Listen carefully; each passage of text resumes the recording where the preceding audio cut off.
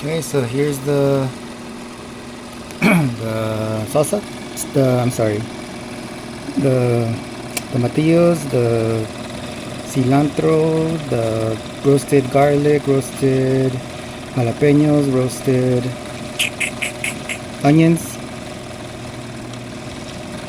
And I kind of just started it off slow just to see how it mixes, but I'm going to ramp it up here in a bit. So let's go up one more notch. And yeah, so that's a good. I probably won't add any more water from here.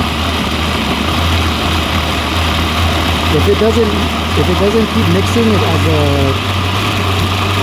I go up in speed, then I might add more, but I still have 2 more speeds to go. Let's see.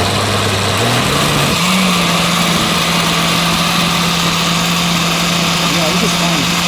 So even though I'm gonna let this keep what's it called? Blending this for a while, just so that everything gets through the machine. And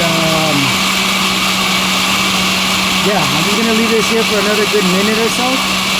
Since everything was in big old chunks, I want everything to get very blended. I don't want big old chunks. If I wanted big old chunks, I would have used this guy. With these ones, you dump everything in there, and then with another tool that's the same material, you'll crush it. But I didn't try to do all that. And I still gotta make ceviche for tomorrow.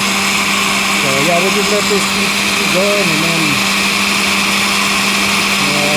about 45 seconds have gone by, so I'm gonna let it go, and we're gonna taste it, and then we'll see you tomorrow.